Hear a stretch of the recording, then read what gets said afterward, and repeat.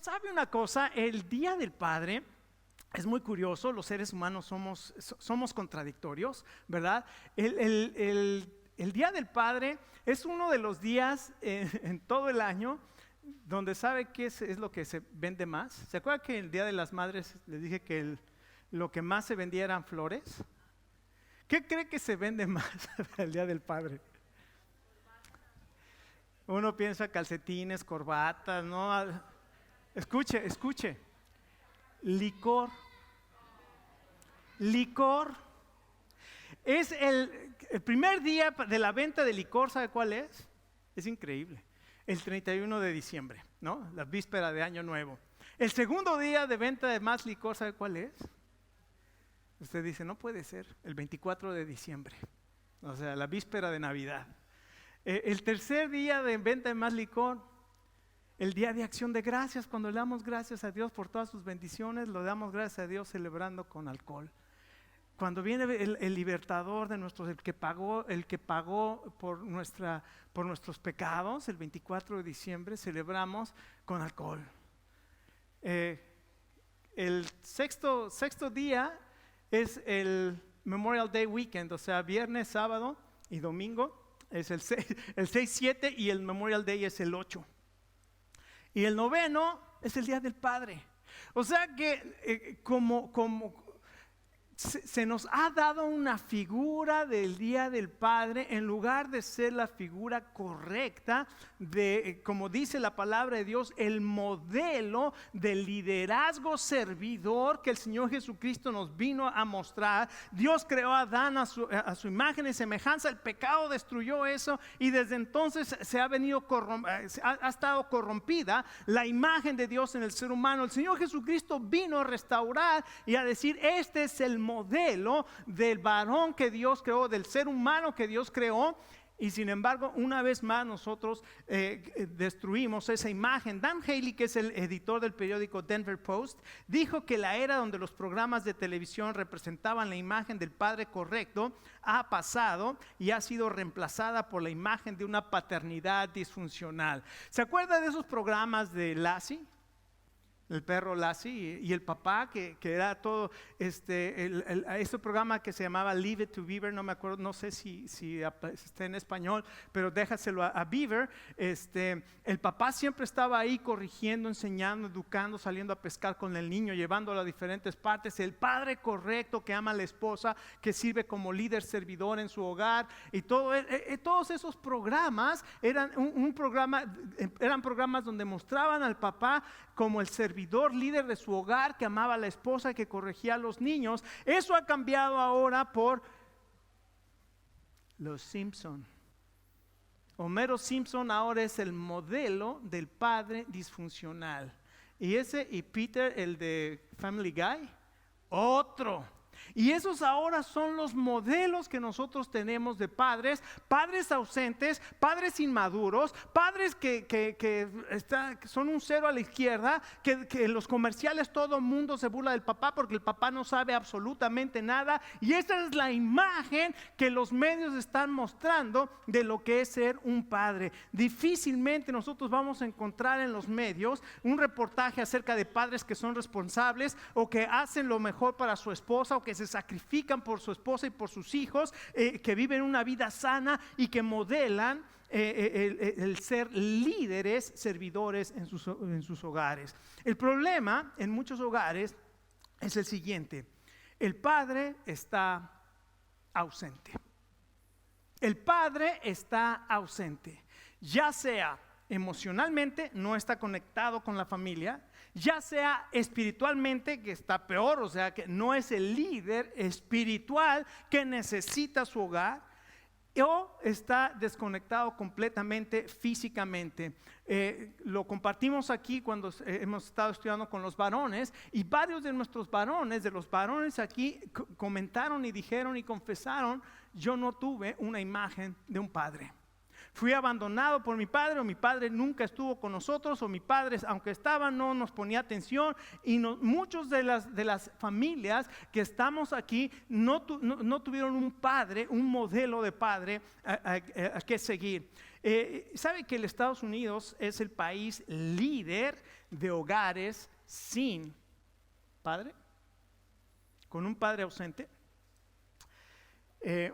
Un hermano de la iglesia que pastoreaba allá en Carolina del Norte, trajo a su familia. Él es americano porque su mamá era americana, misionera en Perú.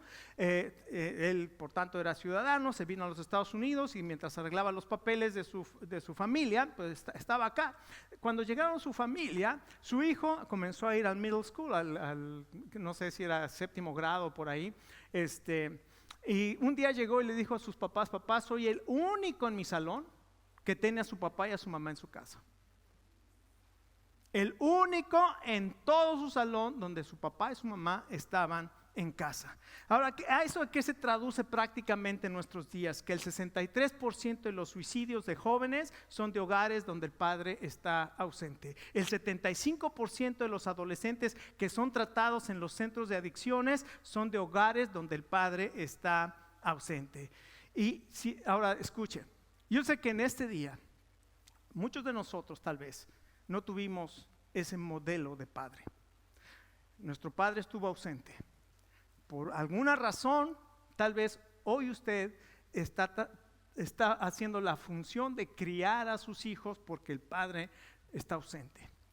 Tal vez esa sea la situación, pero déjeme decirle lo que la Biblia dice. Si usted está pasando por esa situación, dice el Salmo 68, 4 y 5, canten a Dios.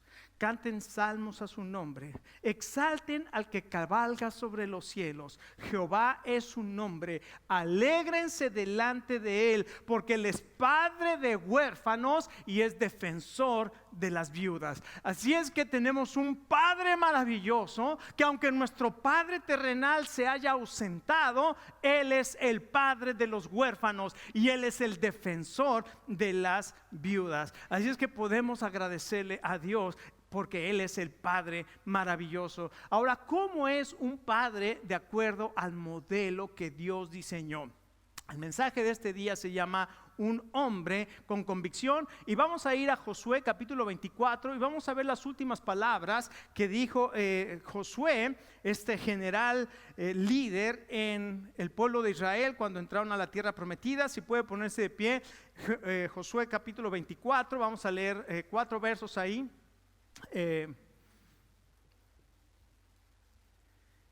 Y dice la palabra de Dios así, Josué 24, voy a leer el verso 1 y 2 y después vamos a brincar al 14 y 15. Y dice así la palabra de Dios: reunió Josué a todas las tribus de Israel en Siquem y llamó a los ancianos de Israel, sus príncipes, sus jueces y sus oficiales, y se presentaron delante de Dios. Ahora déjeme decirle rápidamente, Josué está a punto de morir. Ellos están en la tierra prometida. Ya han conquistado. Josué fue el que los llevó a la tierra, los que los metió a la tierra prometida. Moisés murió, Dios levantó a Josué, Josué los metió a la tierra prometida y comenzaron a conquistar la tierra prometida. Pero ahora está a punto de morir y llama a todo el pueblo y llama a los jefes, a los jueces, a los líderes, y delante de ellos les dice esas palabras. Y dijo Josué a todo el pueblo: así dice Jehová, Dios de Israel: sus padres habitaron antiguamente al otro lado del río, esto es, Taré, padre de Abraham y de Nacor, y servían a dioses extraños. Entonces va a ser lo que va a decir: antes de que Dios lo trajera aquí y antes de que Dios los estableciera como pueblo, nuestros antepasados adoraron a dioses extraños. Pero después llamó a Taré, después que es el padre de Abraham, y después Abraham le dio la promesa, y después la descendencia de Abraham los llevó a Egipto. Después en Egipto quedaron esclavos 400 años, y después Dios los liberó de Egipto y los ha traído hasta aquí. Vamos al verso 14. Ahora pues, teman a Jehová y sírvanle con integridad y en verdad. Quiten de entre ustedes los dioses a los cuales sirvieron sus padres al otro lado del río y en Egipto, y sirvan a Jehová. Y si mal les parece servir a Jehová, escojan hoy a quién van a servir: si a los dioses a quienes sirvieron sus padres cuando estuvieron al otro lado del río, o a los dioses de los amorreos en cuya tierra habitan. Pero yo y mi casa serviremos a Jehová. Bendito Dios, tú eres un Padre maravilloso. Y Señor, gracias porque tu propósito es perfecto para cada uno de los que estamos aquí el día de hoy y para cada persona. Tu propósito es santo, es justo y es perfecto para cada persona. Señor, ayúdanos a escuchar tu voz el día de hoy para poder decir como Josué: yo y mi casa serviremos al Señor. Lo pedimos en el nombre de tu Hijo Jesucristo. Amén. Tome asiento. Entonces, aquí hay 3 enseñanzas que vamos a poder obtener de este pasaje de la Escritura. Y la primera, en el verso 14, inmediatamente después de que está Josué con todo el pueblo y les dice lo que Dios ha hecho, las maravillas, y les recuerda la historia de cómo Dios, como un Padre maravilloso, tiene un plan para ellos y los ha sostenido para cumplir su propósito y los ha liberado de esclavitud para llevarlos a una tierra de abundancia donde fluye leche y miel para que puedan disfrutar de las bendiciones de esa tierra. Y Josué les dice: ahora pues, teman a Jehová y sírvanle con integridad. Lo primero que aprendemos de un hombre con convicción, de una mujer con convicción, es que un hombre con convicción teme y sirve a Dios. Ahora, recuerda, Israel está ¿dónde? En la tierra prometida. Ya no eran más esclavos en Egipto. ¿Qué no eran? Ya no eran más esclavos en Egipto, ahora eran libres para poder trabajar la tierra, para poder conquistar las naciones a las que Dios iba a despojar y que les había dicho: entra, yo voy delante de ti, voy a quitar a todas las naciones y tú vas a poseer la tierra. Solamente pelea esas batallas en fe y yo voy a hacer lo que te prometí. Entonces aquí está el pueblo, pero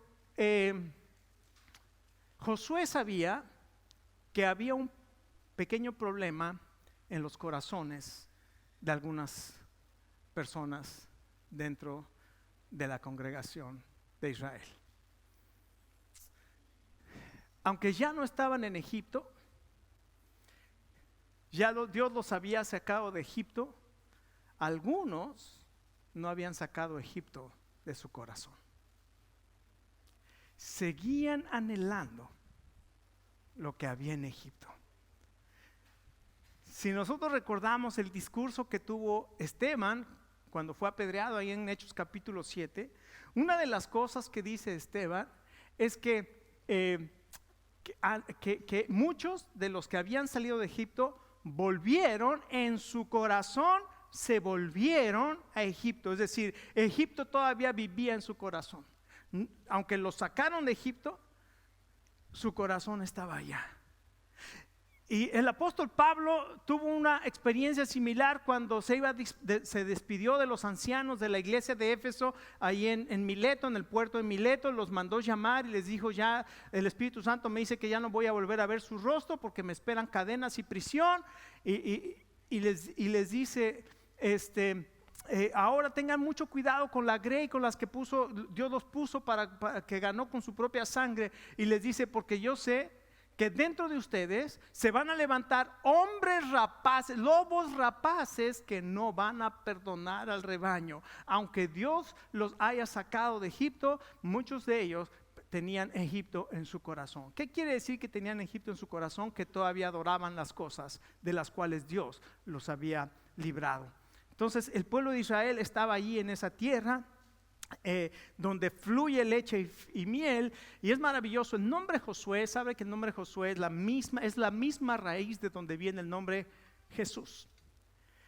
Jesús es Salvador y Josué quiere decir Jehová es salvación. Y este fue el líder que Dios levantó para llevar al pueblo. Fíjense una vez más, cuando hemos estado estudiando el libro de Gálatas y hemos visto que por la ley nadie será justificado.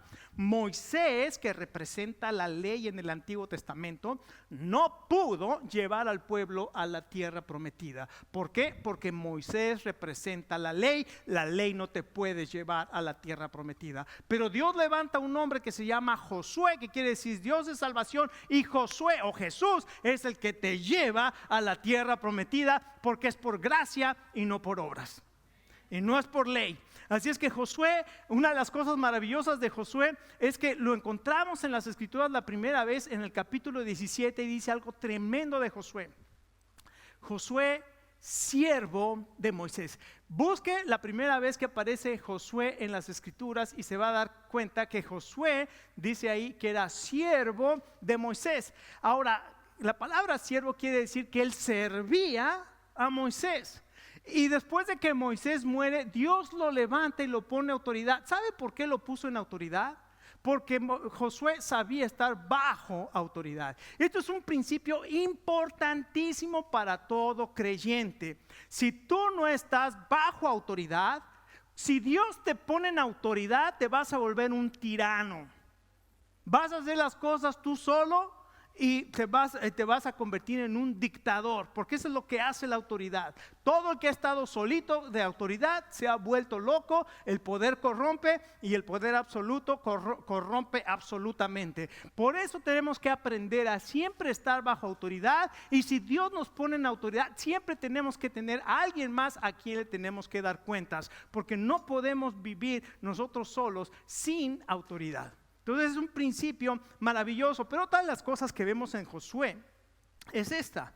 En el capítulo 33 de Éxodo nos dice que Josué, siervo de Moisés, siempre lo califica y le dice siervo de Moisés, nunca se apartaba de la presencia de Dios. O nunca se apartaba del tabernáculo o de la tienda de reunión que representaba el tabernáculo. Entonces Josué era un hombre que estaba bajo autoridad, pero al mismo tiempo Josué era un hombre que vivía siempre bajo la presencia de Dios. Y es lo que les dice al pueblo de Israel antes de morir. Les dice: teman a Dios.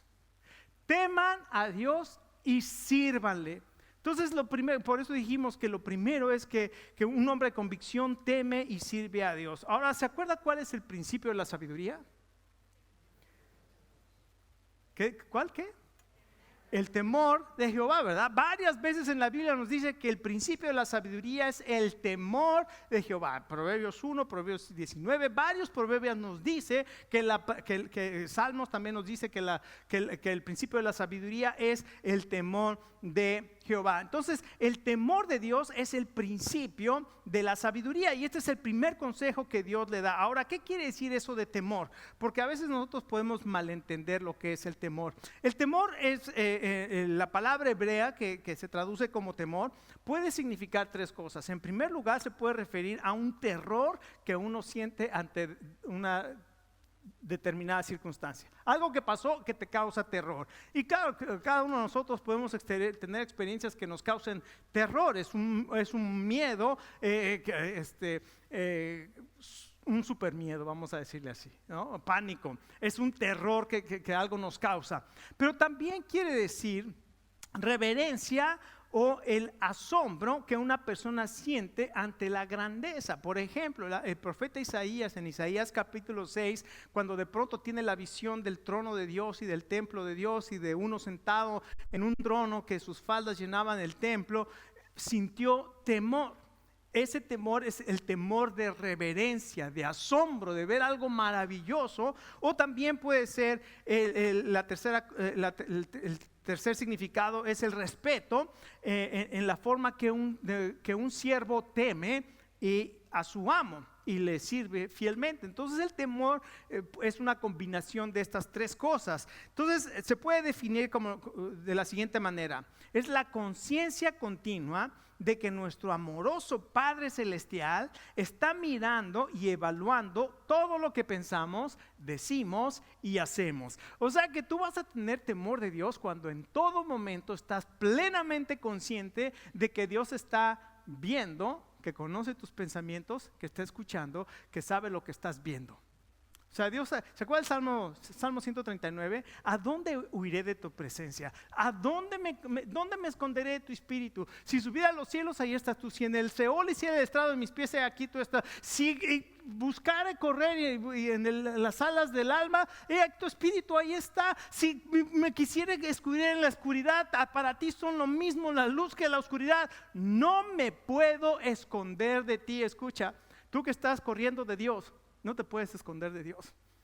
Dios tiene un propósito para tu vida. Él te está buscando, porque te ama y tiene el mejor plan para tu vida. Él te está buscando. ¿Se ha dado cuenta que en todas partes ahora hay cámaras de seguridad? Entonces, ya cuando ves una cámara de seguridad, ya como que la piensas, si tienes comezón en la nariz, mejor le haces así, ¿verdad? Porque te están viendo y no vas a ir allá a rascarle, a escarbar el pozo a ver si encuentras perlas verdes. ¿Se acuerdan? Aquellos que les gusta el fútbol, ¿se acuerdan del entrenador de Alemania, de Joachim Löw? En un partido estaba entretenido. Y las cámaras tomándolo y ni cuenta se dio, pensó que nadie lo estaba viendo. Cuando sabes que estás siendo visto de Dios en todo momento, esa conciencia te va a dar ese respeto, esa reverencia, ese temor de Dios. Aquellos que temen al Señor tienen un conocimiento continuo y por eso van a tener esa reverencia al compromiso que tienen delante de Dios para obedecerle. ¿Sabes cómo puedes obtener eso? Hemos estado estudiando lo que hace la ley y lo que hace la gracia. Una de las cosas que me he dado cuenta como pastor es que muchos de nosotros no sabemos tener un tiempo devocional. No sabemos cómo realmente tener un tiempo de presencia delante de Dios. No sabemos cómo oro, qué digo, cómo Dios me va a hablar, no lo sabemos. Déjame darte este tip, este consejo que Quique Torres nos enseñó. Recuerda esta palabra, arde. ¿Cuál?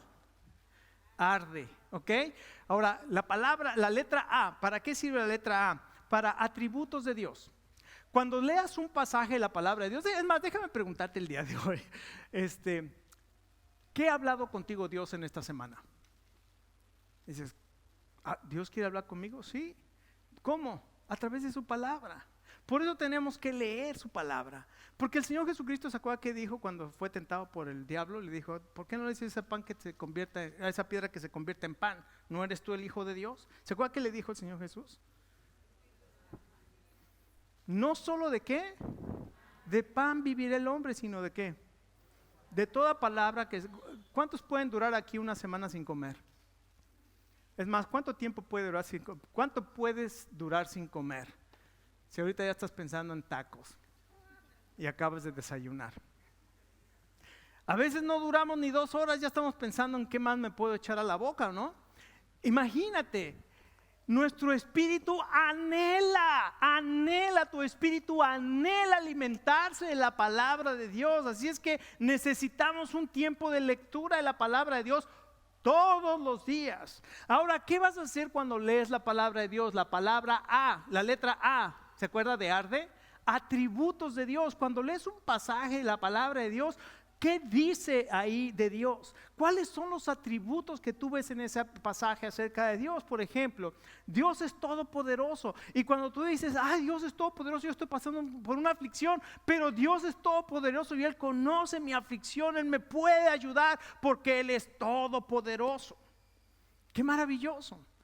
La letra R, relaciona a Cristo. ¿Cómo se relaciona esto al Señor Jesucristo? Entonces puedes ver dónde está la relación del Señor Jesucristo. Debes decir, el Señor Jesucristo dice que Él va a estar conmigo todos los días hasta el fin del mundo. Entonces tú relacionas y dices, Dios es omnipotente y el Señor Jesucristo va a estar conmigo todos los días de mi vida. Entonces puedes obtener esas dos cosas, una realidad para tu vida. Dios te las está diciendo. Después la letra D, ¿qué debo poner o qué debo de quitar? Por ejemplo, el libro de Gálatas que dice, desechando pues toda malicia, toda inmundicia, abundancia de todo esto, desecha de ti la ira, el enojo, comienza a desechar esas cosas. Entonces la Biblia es bien clara cuando te dice desecha eso, pero yo estoy enojado con mi esposa. Bueno, la Biblia te está diciendo que deseches ese enojo. ¿Qué tienes que hacer? Decirle a Dios, Señor, ayúdame porque tengo que pedirle perdón a la fiera. Entonces vas y le dices, fierita querida, amorosa, ¿Me perdonas? Y a lo mejor la fiera guarda sus uñas, las garras, ¿verdad? Y te abraza y te dice, claro que sí, estaba esperando que me dijeras eso, ¿no? Entonces, fíjate cómo Dios comienza a hablar a tu corazón y te está diciendo, Él se presenta como omnipotente, Él se presenta como el que está contigo, Él te dice lo que debes de hacer y finalmente hay alguna esperanza o alguna promesa y ahí vas a ver la esperanza o la promesa. Entonces recuerda esa palabra, arde, atributos de Dios, relación con Cristo, debo quitar o poner y esperanza o promesa. Entonces, así puedes tener y cuando tú estás en ese tiempo de lectura de la presencia de Dios, Dios es cuando va a trabajar en tu corazón para transformarte, en lugar de lo que estamos viendo. La religión es todo, quita de acá, quita de allá, quita de allá, y nunca vas a poder, porque lo que necesitas es que Dios transforme tu interior para que todo lo exterior también pueda cambiar. Entonces le dice, teme a Jehová, es el temor de Dios, del principio de la sabiduría, y también el servicio a Dios es el resultado de gratitud y liberación. O sea, lo que le está diciendo es, teme a Jehová y sírvelo. ¿Sabes cuándo vas a servir a Dios? Cuando tienes una idea de cuánto te ha perdonado Dios, cómo te ha liberado Dios. Y es lo que les recuerda en todo ese pasaje. Acuérdense cómo Dios, nuestros padres servían a otros dioses allá, y después Dios escogió a Abraham y lo llevó a Egipto y le dio promesa, pero después fuimos esclavizados, y cómo Dios nos libró con mano poderosa, y porque Dios nos sostuvo aún en el desierto, nosotros podemos agradecer, a ser agradecidos a Dios, temerle y servirle. ¿Se acuerdan de aquel Simón el fariseo? En Lucas capítulo 7, le rogó, si usted lee Lucas capítulo 7, le rogó al Señor Jesucristo que fuera a su casa. Le dijo, Señor Jesús, ven a mi casa a comer. Entonces el Señor Jesús aceptó ir a comer, porque se acuerda que Él comía con los publicanos y con los pecadores, y la gente lo criticaba y le decía, ay, come con puros pecadores. Y un día lo invitaron a comer un fariseo, un religioso. Y dijo, ok, vamos a comer. Llegó a su casa y se sentó. La costumbre en aquel entonces es que cualquier persona podía ir a la comida. O sea, los invitados se sentaban a la mesa, que se sentaba a la mesa estaba así de alta, y sentarse era echarse ahí a un lado de la mesa. Eso es lo que se llamaba sentarse a la mesa. Entonces todos estaban ahí echados alrededor de la mesa. Oye, feo, ¿verdad? Todos estaban sentados alrededor de la mesa, y los que no eran invitados podían entrar y se paraban alrededor del cuarto. Ahí estaban viendo y presenciando, y cuando caía alguna migaja se la podían comer. ¿Se acuerda del rico de Lázaro? Esa era la costumbre. Y mientras ellos estaban comiendo, llegó una mujer pecadora. ¿Se acuerda de esa mujer pecadora? Llegó una mujer pecadora y llegó y se postró a los pies del Señor Jesucristo y comenzó a llorar, y llevaba una botella de nardo que era muy cara y perfume adentro, y mientras lloraba le ponía perfume y enjugaba sus pies con sus cabellos. Y el fariseo, como son los fariseos, ¿verdad? Si fuera profeta, sabría qué clase de mujer es esa. No se dejaría tocar si supiera. No es profeta, porque si no supiera quién es esa mujer. El Señor Jesucristo conoce los pensamientos de cada persona. Y volteó y le dijo, Simón, déjame contarte una historia. Había un hombre que tenía 2 deudores. Uno le debía 500 denarios. El denario es el día de trabajo. O sea que multiplique 500 denarios por lo que gana usted al día, y eso tenía de deuda con la persona. El otro le debía 50 denarios, es un poquito más de un mes, o un poquito menos de 2 meses de salario, contra uno de 2 años de salario. Entonces junte 2 años de salario y páguelos en un momento, no se puede, ¿verdad? Y dice, entonces el Señor le perdonó la deuda a los 2. Simón, ¿cuál de ellos crees que amó más? No, pues que se le perdonó más. Le dijo, exactamente, cuando yo llegué a tu casa ni siquiera me recibiste con un beso, como es la costumbre. Esta mujer, desde que llegó, no ha dejado de llorar y de besar mis pies y enjugarlos y poner perfume y enjugarlos con sus cabellos. Por eso te digo que ella es perdonada. ¡Wow! La manera en que vas a servir a Dios va a reflejar cuánto crees que Dios te ha perdonado. Así de simple. La manera en que tú ames y sirvas a Dios refleja cuánto Dios tú crees que te ha perdonado. Entonces está tremendo. Segundo lugar, un hombre con convicción identifica y desecha los ídolos. En primer lugar, ya vimos, un hombre con convicción teme y sirve a Dios. En segundo lugar, un hombre con convicción identifica y desecha ídolos. Josué le dice al pueblo de Israel lo siguiente: y quiten de entre ustedes, verso 14, los dioses de los cuales sirvieron sus padres al otro lado del río y en Egipto, y sirvan a Jehová. Y si mal les parece servir a Jehová, entonces escojan a quién van a escoger, a quién van a servir. Si a los dioses de sus padres del otro lado del río, o a los dioses de los amorreos en la tierra de la cual ustedes están ahora. Entonces les dice: identifica cuáles son tus ídolos y deséchalos. Ahora, ¿cuáles son los ídolos que nosotros podemos tener en nuestros días? Pueden ser muchos ídolos, ¿verdad? En aquel entonces los ídolos eran figuras de dioses que representaban a dioses de las naciones, y ellos ponían altares y le hacían sacrificios y le daban de todo, ¿verdad? Pero ¿qué puede ser lo que nosotros ahora estamos identificando como ídolos?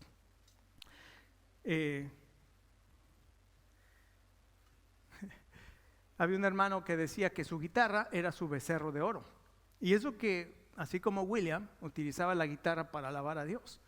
Pero llegó un punto en que se dio cuenta que su guitarra era un becerro de oro. Adoraba más la guitarra que a Dios.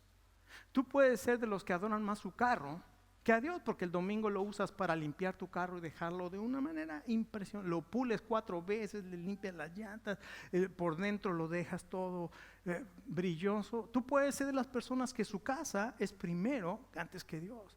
Tú puedes ser las personas que tus actividades deportivas o todo lo demás va primero que Dios. Y tal vez tú estás enseñando a tus hijos que primero están todas esas cosas que Dios, porque a Dios lo pones en segundo lugar. Porque si tienes alguna actividad, prefieres ir a la actividad que servir al Señor. Entonces, identifica cuáles son tus ídolos y deséchalos. Quiten los dioses a quienes sus padres sirvieron al otro lado del río.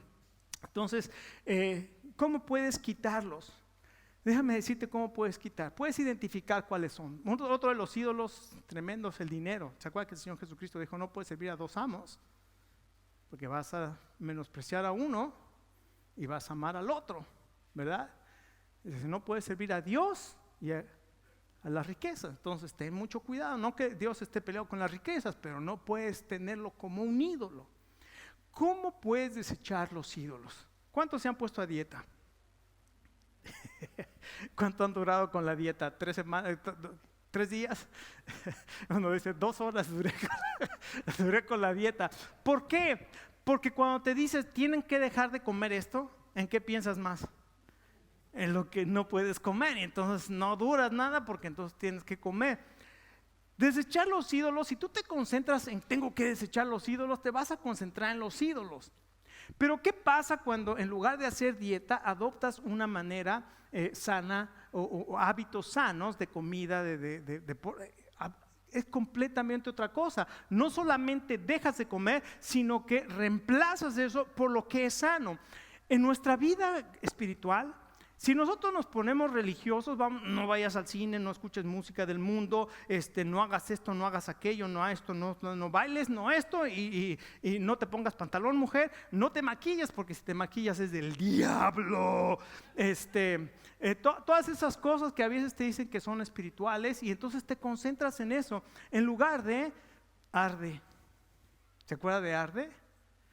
Estoy concentrado en la presencia de Dios. Dios está trabajando en mi vida, me estoy llenando de su presencia, del Espíritu de Dios, y Él está transformando mi vida. ¿Qué estoy haciendo? Cambiando los ídolos por adorar a Dios.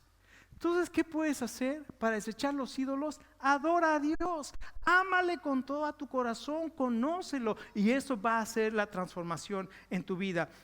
¿Por qué? Finalmente, la tercera enseñanza. Un hombre con convicción lidera con consagración a su familia.